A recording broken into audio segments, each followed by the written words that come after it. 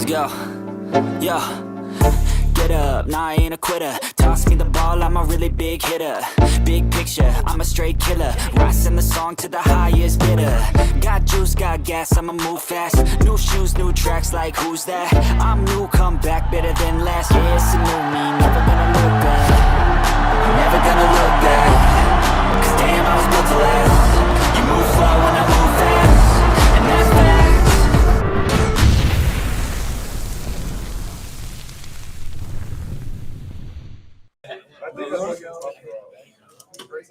Good morning, Panthers faithful. Welcome back to Bridges Scoreboard. We're live here at Griffith Panthers turf. Still feeling the sting from Friday's tough sectional semifinal loss to Knox. But man, what a season it has been, folks. The heart, the battles, and the unbreakable spirit that defines these young warriors.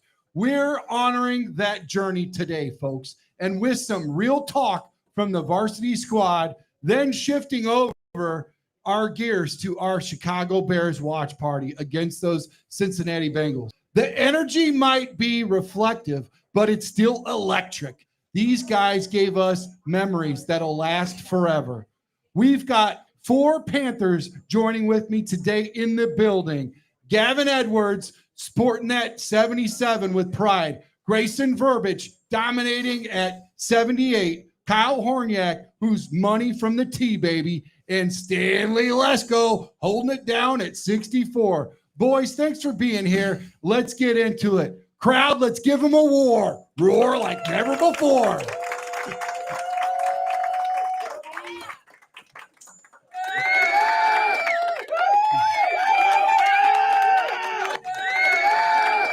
All right, so starting with you, Gavin Edwards, number 77. You've been a force out there this season, holding it down, man, helping lead the team to a strong 9-1 regular season finish before Friday night's battle. Tell us, what's it like going through all this and going through that, suffering the Panthers every night, man, suiting up for the Panthers every Friday under those lights, man? It's a dream, you know. Going out there every Friday night, going out there Monday through Thursday, practicing, getting ready, you know. It's a working process, you know, but I'm grateful to be here, you know. I'm grateful to work with my dogs every day, you know. Yeah. And it's just a process. It's a dream every Friday night, getting to run out in that Panther, getting to play in that jersey, and just being a part of a culture and being a part of a program. What fires you up the most, man, before kickoff? The energy, looking out those doors at the end of the day and seeing everybody lining up to go see our game, and then that walk to the Panther, you know, getting ready to walk out, smacking it with our hands, and then eventually running out with the flags and getting ready to get a nice win on a Friday night. Dress up, man. I love it, man. I love that intensity, Gavin.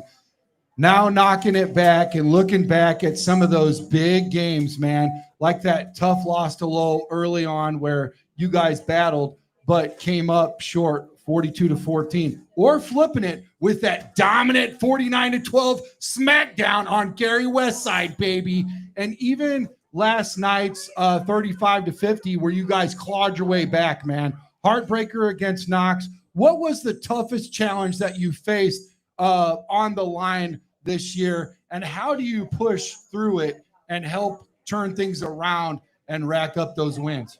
It's really a communication thing, you know. On the line, week 3, we didn't have a great communication yet. You know, we were still building up that trust with each other, but after that loss, we went against Boone Grove. We really talked. You know, we really got talking on the offensive line. You know, we all communicated. We all knew where we were at, and we just started playing as one unit. And once we got rolling, once we won that game against Boone Grove, it just kept on rolling.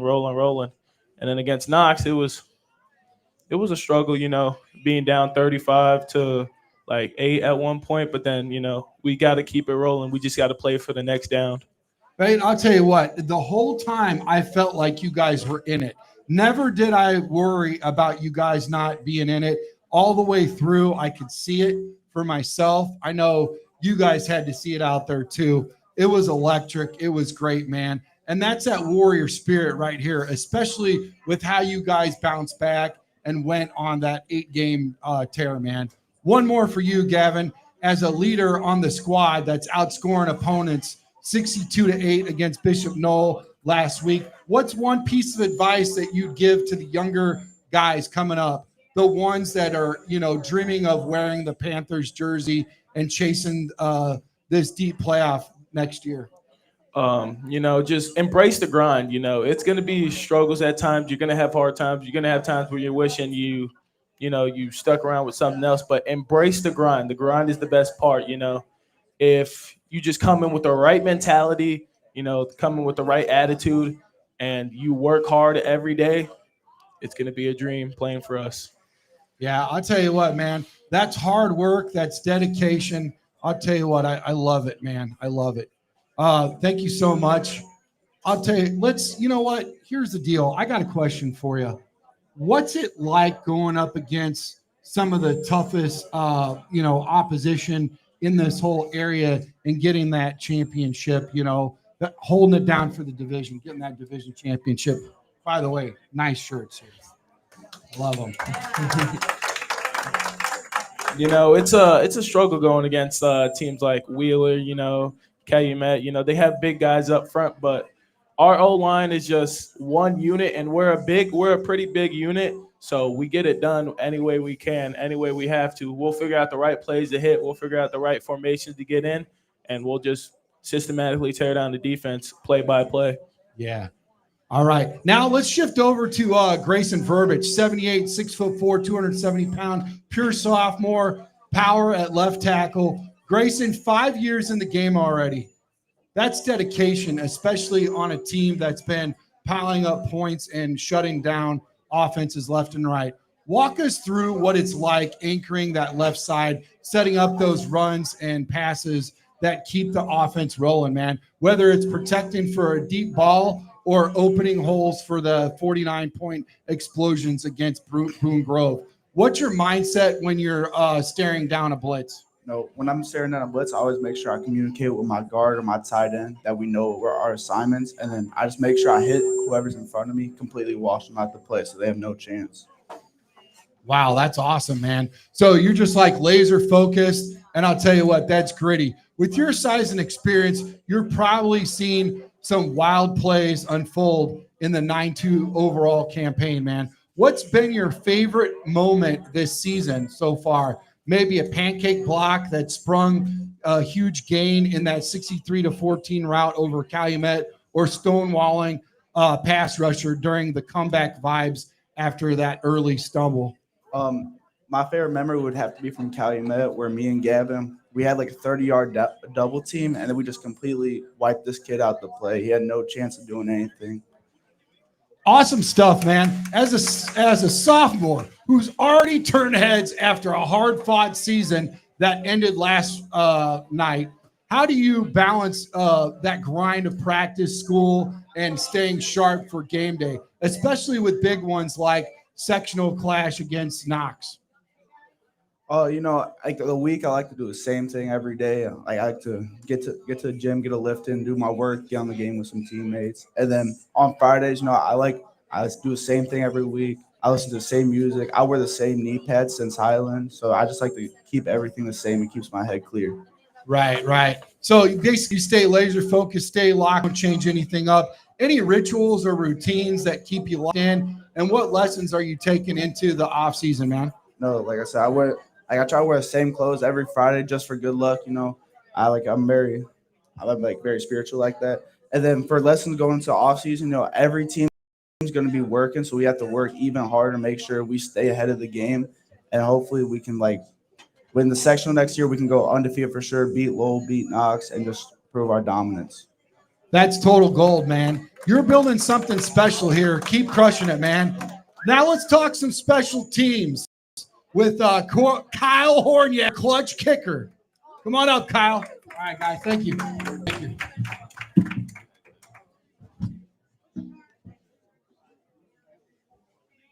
Come on, Stan. We're going to come to. Come on, Stanley.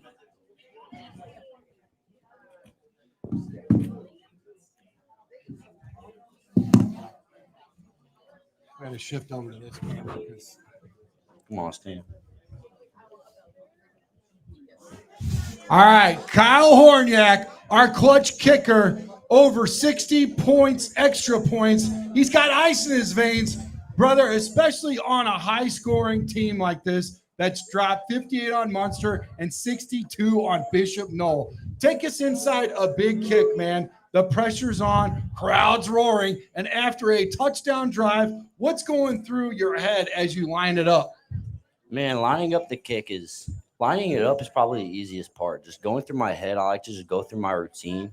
And then I really just try to keep my mind off the kick because I tend to overthink it, and that's when it'll get a little choppy. I really just try to think about the score and just try to think about the community that's behind me. Wow. That's awesome, man. That's, you know what? You're laser focused. I could tell right there. You even looked at me when we had that conversation there. I could tell you right now, that's respectable, man. Shout out, man. That is actually, when I've talked to some quarterbacks, when I've talked to some kickers, NFL, college level, whatever, they have that same mentality, that same laser focus that you possess, man. Nerves of steel, I tell you, man. Kicking is such a mental game, is it not? What's the toughest field goal or extra point that you've nailed this year? Maybe in that closer 34-10 win over Wheeler, where every point mattered, or even in that last night's shootout against Knox. And how do you prepare for it? Man, the toughest kick I've had. See, I feel like all the kicks are mostly the same because we don't go for many field goals. It's mostly just extra points. But the toughest kick in general is probably my kickoffs against Knox. I think we had like 5 onside attempts. It's a really big mental aspect because I know that I could let a lot of people down if I don't do it right. So I just got to go out there and execute my job. I got news for you, pal. I appreciate that you say that, but honestly, I don't think a whole lot of people are looking for a positive outcome when it comes to an onside kick. We understand how much is at stake, how difficult it is, or at least we should. So when it actually comes out on top, I mean, even if you do your job and you nail it, say the coach says, all right, let's go high and inside or low and out or whatever it is, you know, you got your guys all lined up the entire line, and then you got your hands team in there. You got to get speed. You got to get on the ball. There's a lot of moving parts there. You know what I'm saying? Absolutely. So I appreciate the mentality that you're like, I got to do my job because everybody's counting on me. You know what I'm trying to say? So, man, I'll tell you what, that's incredible beyond the kicks itself. You're part of this tight-knit team that's battled through the highs and the lows. How does that bond with your teammates help you stay laser focused when it's crunch time? Like, you know, locking it in on those extra during the blowouts or grinding through the tough loss like last Friday night? I mean, being close to my whole teams, it's very important. I got to be close with everybody, especially on kickoff and extra point. I like to be very close to my holder and my snapper. I got my snapper right here. Heck my yeah. holder, Sebastian Kutcher, I got to be very close to him because we got to have that bond to win. And kickoff, we go for a lot of onside, so I got to be very close to those guys recovering them. I got one of them over there, Ventress. Man, he's been there doing a lot of work for me out there. Oh, man. Ventress is on a tear, man, always. You can always expect something great out of him, right? Oh, yeah. So that's respect, Kyle, man. You're the unsung hero making those points and adding them up. Keep drilling them, man, through those uprights, bro. Thank you. Appreciate you. Last but not least, Stanley Lesko, number 64, 6'3", 270 pounds, right tackle and long snapper extraordinaire, folks. Stanley wearing multiple hats out there. That's next level, man. Versatility, a line that's been the backbone through this 9-2 squad. Break it down for us for a little bit, man. What's the key to that perfect long snap, and how does it go into the role dominating that you have on that right side of the line, whether it's blocking for those 49-7 wins over River Forest or pass pro in the high stakes moments? Well, you know, nothing much really goes to a perfect long snap for me. It's one of those things you just got to go up there, do it.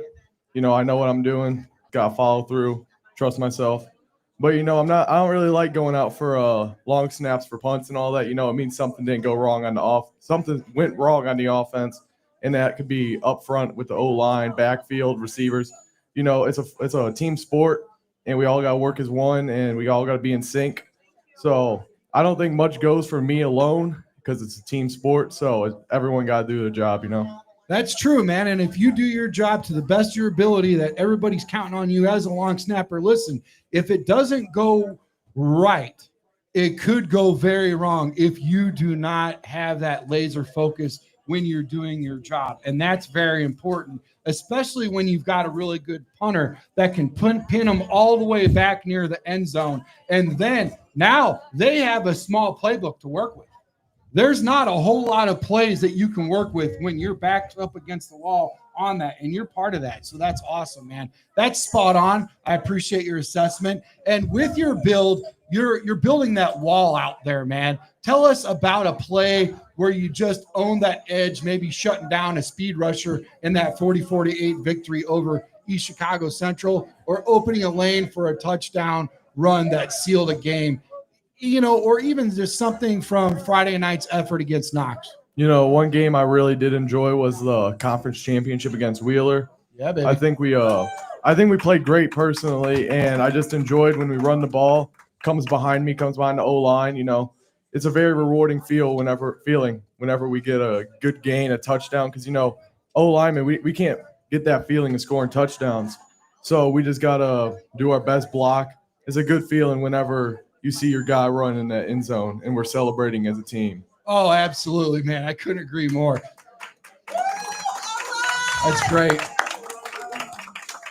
That's that DNA that you have, that you possess on the offensive line. When I played left tackle, semi-pro ball, college ball, all of that stuff, that's the exact DNA that I had, man. I love protecting my quarterback. I love those runs. Look back, like you said, you don't really get that gratification as if the runner, but when you seal it off on that edge and your quarterback's jersey's clean and your kicker's jersey's clean, that is great. And then you get to hoist them up in the end zone, if you're the first guy out there. And that's why you try to run as fast as you can as a big guy, so you can get out there and hoist the guy up and all that good stuff, man. I love that fire that you have, man. We love it, man. As a Panther through and through, with this dominant team, running, including shutouts and massive margins before the season's wrapped up. What's the proudest moment that you've had with this squad on or off the field, like the regular season closer or the fight into the playoffs? What's one thing, even off the field, that you love, man? Off the field, I love. We're very close as a team. We're always bonding. We're always together. We have dinners every week. We just stay close. Over the summer, I felt like I was with them more than I was actually with my family. So, but one thing I'm very happy about season-wise is winning that conference championship again. We started off a little rocky. We had to punt that first drive, but defense, they got the first score, but after that, defense was shut down. Lights out. They let up one field goal. The offense, offensively, we were just all out. And, it was just a great game, great team game. Came out with a conference championship, and it was just fun, proud moment. Oh, yeah, man. I'll tell you what, powerful words, Stanley. You're part of that glue that holds that line together, baby. All right, Panthers. Gavin, Grayson, Kyle, Stanley, you guys, everybody, everything that's raw and passionate about the high school football, you guys emulate that. The heart, the hustle, the muscle, the hits. It's what makes this season this unforgettable, man, especially with your 9-1 regular season and that grit shown all the way to the end, man. Thanks for dropping by. Thanks for giving us that fire that you brought with us today. Heads held high, rest up, and let's build this thing for next year, man. Let's hear it for these Griffith Warriors one more time, folks.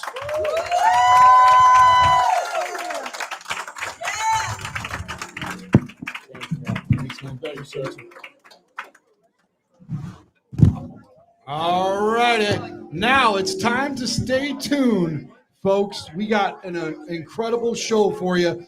Bears faithful shifting from the high school gridiron to the NFL spotlight. Let's talk Chicago Bears football, baby.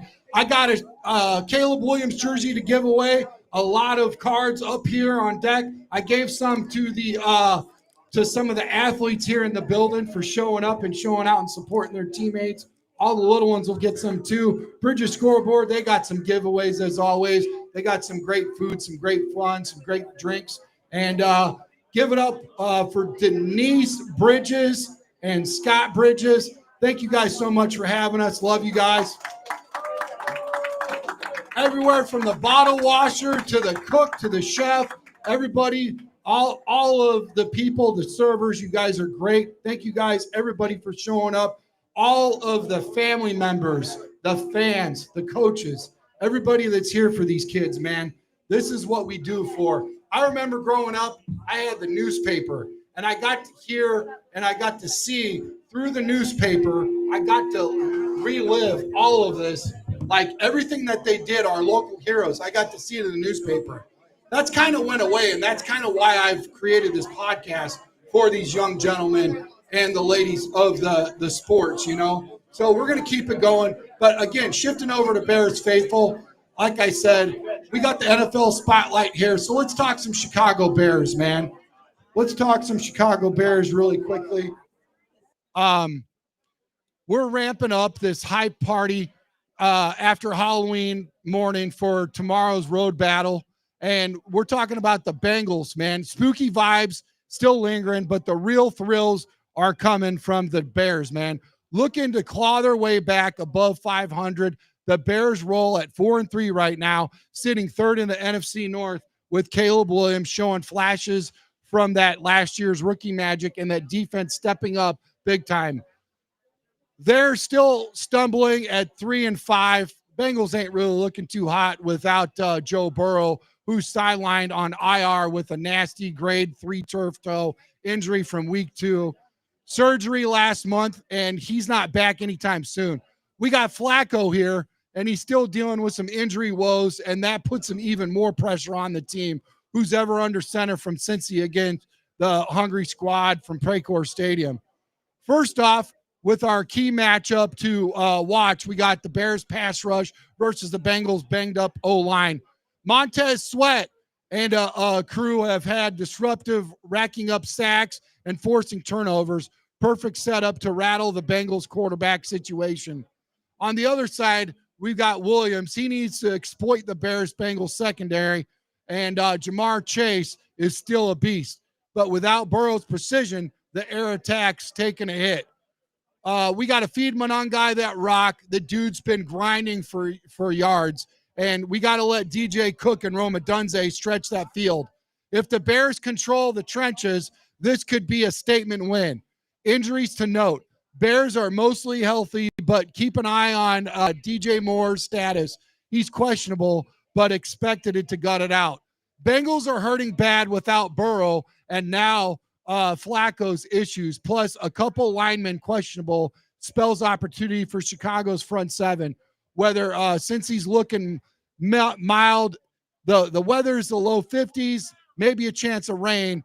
Sloppy conditions could favor the run game for the Bears, man. Prediction for me, I'm all in on the road dogs, man. I give the Bears 24-17 with Williams tossing a couple touchdowns. Monangai, he's going to clips over 100 yards, and the D's going to snag a pick six, sealing the deal.